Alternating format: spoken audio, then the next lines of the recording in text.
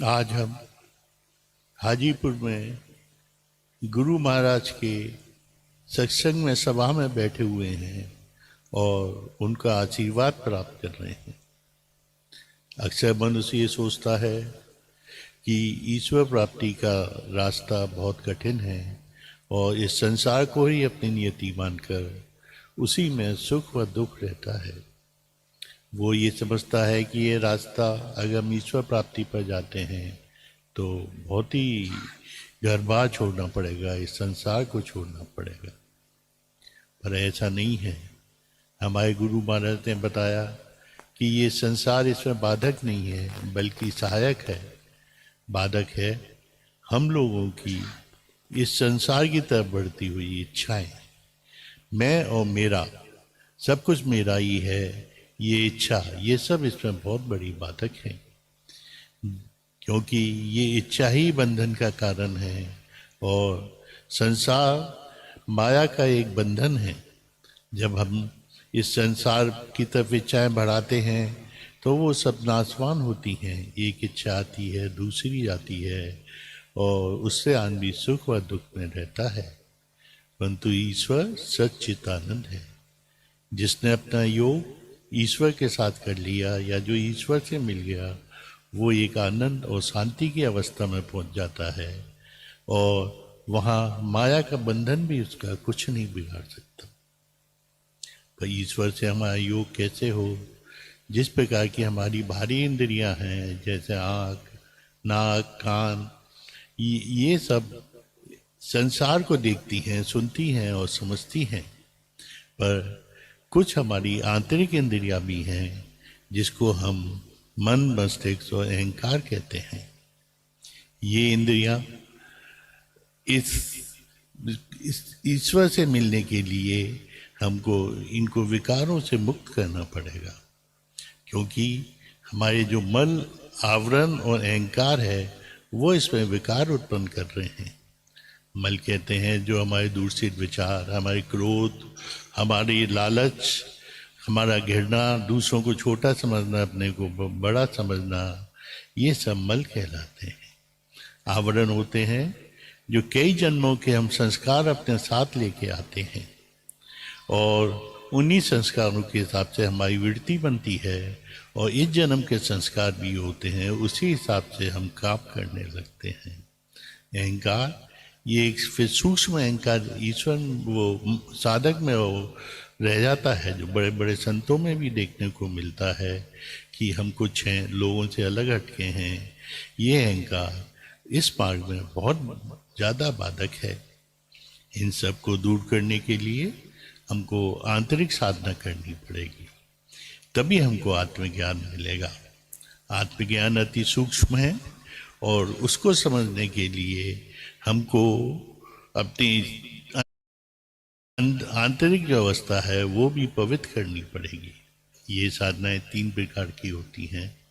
पहली होती है ज्ञान योग। इसमें जो हमारा शरीर और मन को साथ लेकर कार्य करता है, ये जितनी हठ योग की क्रियाएं, प्राणायाम, ये सब हैं, ये सब कर्म योग में आती हैं। पर ये साधनाएं बहुत कठिन हैं। इसके बाद दूसरी आती है उपासना योग।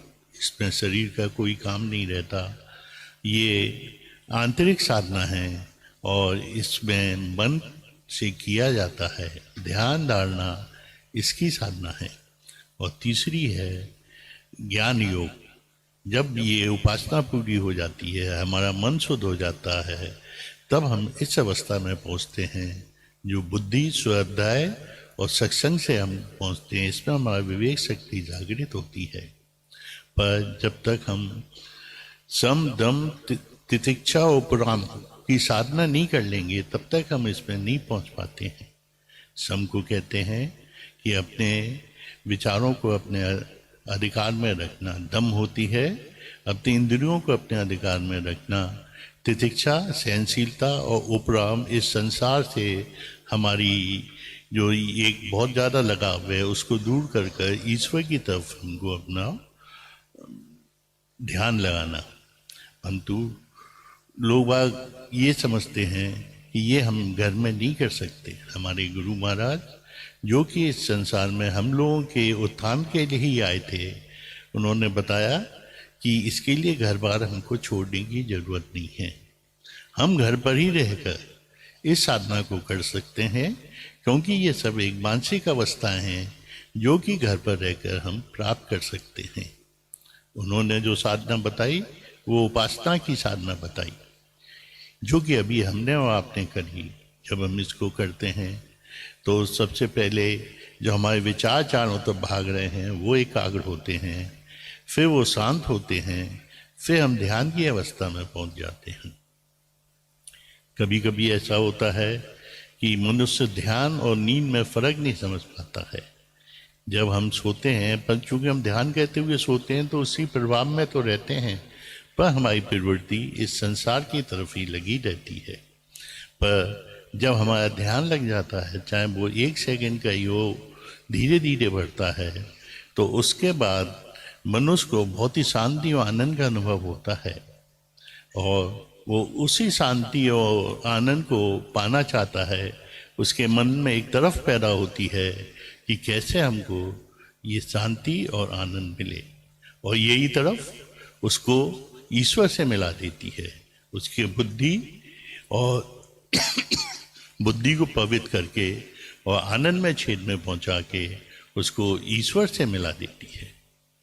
पर यह साधना इतनी सरल नहीं है। इसको करने में साधक को 3 बातों का ध्यान रखना पड़ेगा।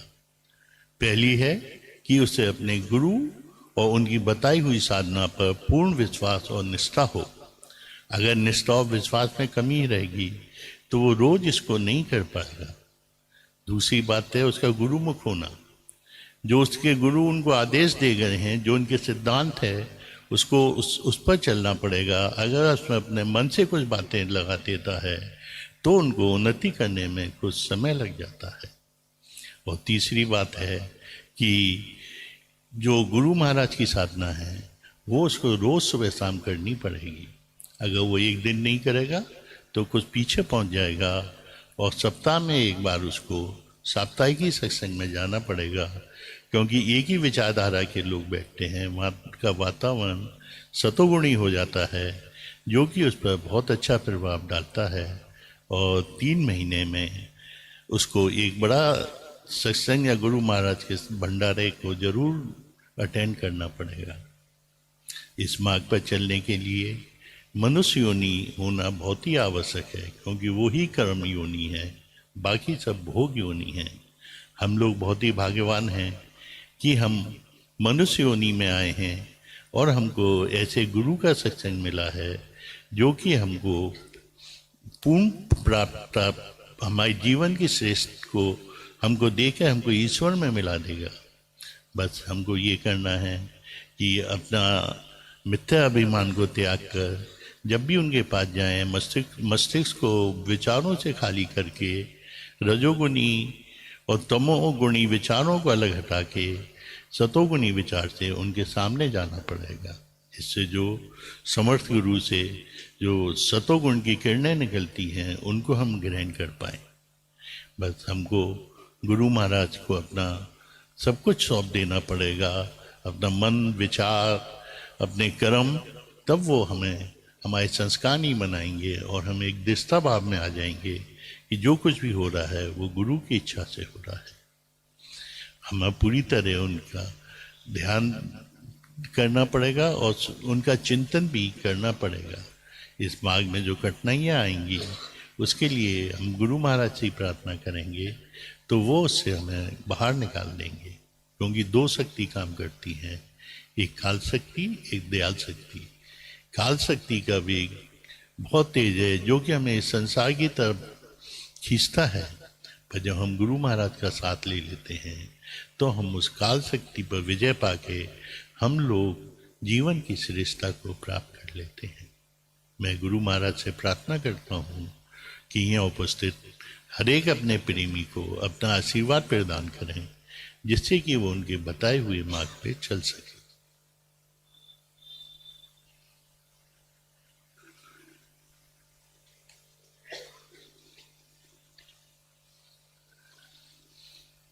ये निवेद रखा है, इसे बड़े भाव से गुरु महाराज को अर्पण करने, और जब सब मिलकर इसको गुरु महाराज को अर्पण करेंगे और उनको स्वीकार कर लेंगे तो इसमें दिव्य शक्ति आ जाएगी।